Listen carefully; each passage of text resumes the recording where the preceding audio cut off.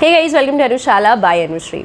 Approach के बारे में जब हमने पिछला लेक्चर देखा जहाँ पर हमने हिस्ट्री को पढ़ने की सही अप्रोच डिस्कस की, आज हम बात करते हैं ज्योग्राफी के बारे में कि एज अ सब्जेक्ट ज्योग्राफी की डिमांड क्या होती है और हम कैसे उसको सही तरीके से सही अप्रोच से पढ़ सकते हैं जिससे हमें ज़्यादा से ज़्यादा अच्छा रिजल्ट मिल सकता है, मार्क्स में भी और साथ में अंडरस्टैंडिंग के पर्पज़ से भी। ठीक है, लर्निंग भी सही से हो सकती है। सबसे पहले देखते हैं कि ज्योग्राफी का वाई क्या है। भाई क्यों पढ़ रहे हैं हम ज्योग्राफी?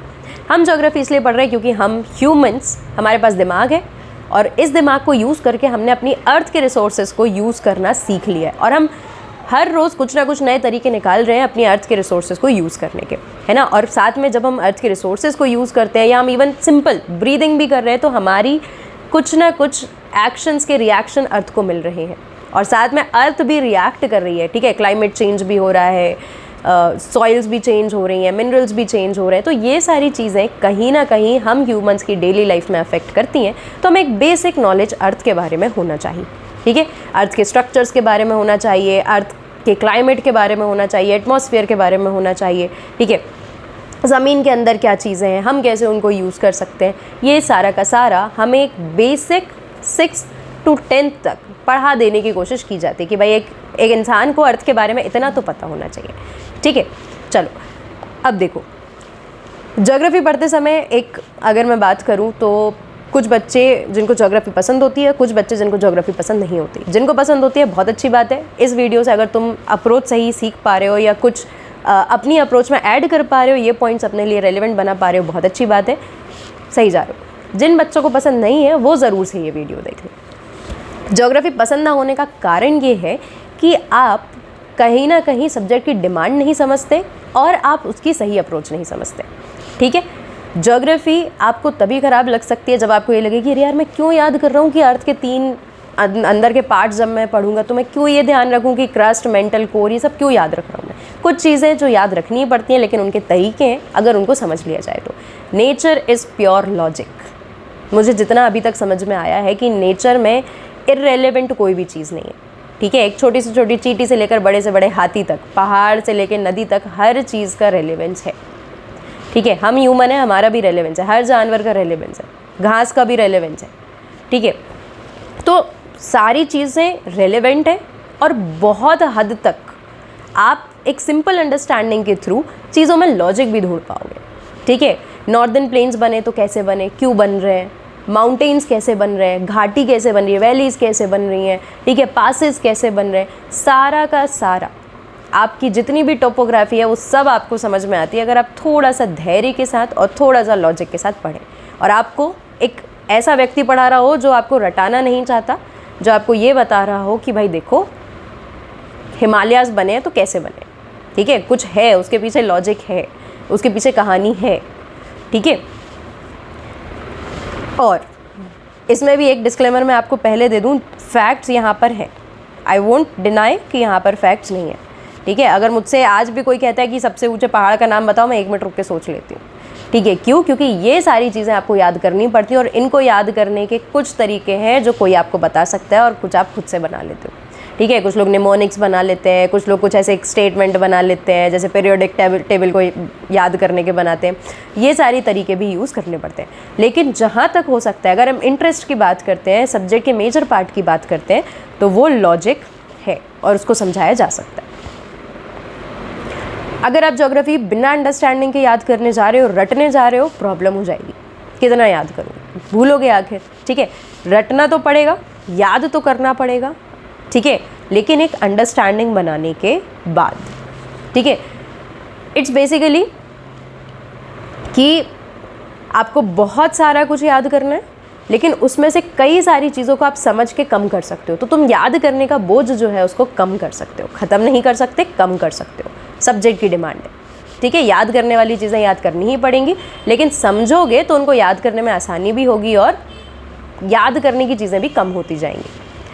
ठीक है, ये मैंने आपको बता ही दिया कि भाई इन सारी चीज़ों में लॉजिक है। अगर मैं आपसे कहूँ कि मुझे पता है कि नॉर्दर्न प्लेन्स कैसे बने, ठीक है, या चलो नॉर्दर्न प्लेन्स कैसे बने, ये तो बहुत सिंपल है कि भाई माउंटेन से रिवर्स आ रही थी तो अपने साथ बहुत सारे सेडिमेंट्स लेकर आई, उनको डिपॉजिट कर दिया तो नॉर्दर्न प्लेन्स बन गए।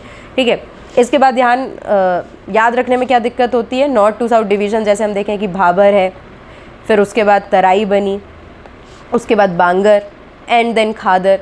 अब तुम बैठे हो रटने, बांगर मीन्स ओल्ड एलुवियल, खादर मीन्स न्यू एलुवियल, समझ लोगे तो कुछ याद नहीं करना पड़ेगा, ठीक है। यही चीज़ें जो हैं याद करने की कम होती है। गेटिंग?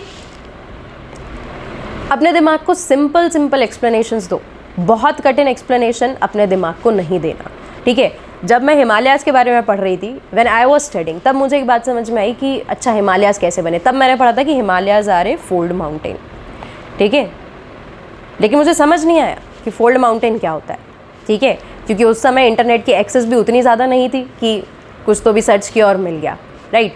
साथ में किसी टीचर ने उसको सिंपल तरीके से नहीं समझाया। फोल्ड माउंटेन्स मुझे कैसे समझ में आए? बहुत सिंपल, अपने दोनों हाथों को उपयोग करके, कि एक भारी प्लेट थी, एक हल्की प्लेट थी, दोनों अगर अर्थ के ऊपर तैर रही हैं, ठीक है, मतलब फ्लोट कर रही हैं, ठीक है, सेमी लिक्विड सब्सटेंस के ऊपर, तो अगर ये दोनों टकराती हैं एक दूसरे से तो क्या होगा? ये देखो, जब एक दूसरे से टकरा रहे हैं तो थोड़ा सा वाइब्रेशन हो रहा है, मतलब अगर प्लेट्स आपस में टकराएं तो क्या होगा?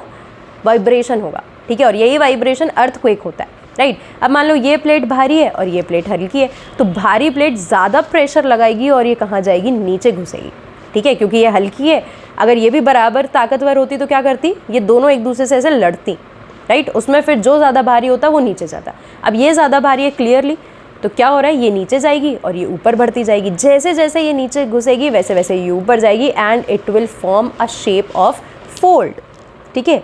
ऐसे जो शेप के माउंटेन्स बन रहे हैं या ऐसे जिस प्रोसीजर से जो माउंटेन्स बने, ये होते हैं फोल्ड माउंटेन्स।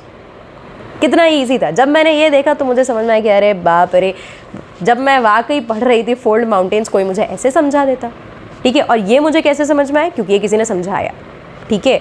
और जब मुझे फोल्ड माउंटेन समझ में आ गए तो अब दिमाग में बहुत क्लैरिटी, याद नहीं करना पड़ रहा कि हिमालयाज़ फोल्ड माउंटेन है, क्योंकि पता है कि कौन सी प्लेट भारी थी, कौन सी प्लेट हल्की थी, जिसके कारण ये ऊपर जा जाके इस तरीके से फोल्ड माउंटेन्स बन गए। ब्लॉक माउंटेन्स क्या होते हैं, ठीक है, ऐसे ही जितने भी अलग अलग प्रकार के माउंटेन्स हैं, रिवर्स हैं, डेल्टास कैसे बन रहे हैं, ऑक्सबो लेक्स कैसे बन रही हैं, ये सारी की सारी चीज़ें सिंपल सिंपल लॉजिक से समझाई जा सकती हैं और समझी भी जा सकती हैं, ठीक है। अब आपके पास इतने सारे सोर्सेज हैं, इंटरनेट का एक्सेस है, इतने लोग वीडियोस बना रहे हैं, आप कुछ भी पढ़ सकते हैं। तो जब तुम्हारे पास इतनी सारी चीज़ें हैं तो ज्योग्राफी रटो मत, समझो और फिर उसके बाद थोड़ा थोड़ा याद करने की कोशिश करो, ठीक है। Prefer handmade maps. जितने ज़्यादा तुम अपने हाथ से मैप बना लोगे उतना ज़्यादा तुम्हें याद हो जाएगा, प्रो हो जाओगे, ठीक है। आप कभी भी किसी कॉम्पिटिटिव एग्ज़ाम वाले किसी टीचर के वीडियोस देखो जो ज्योग्राफी पढ़ा रहा है, उसमें से आप देखना कि 80% टीचर्स जो हैं, ज़्यादा ही, वो सारे के सारे ऐसे हाथ से मैप बना लेते हैं फटाफट फटाफट, और वो कभी नहीं भूलेंगे।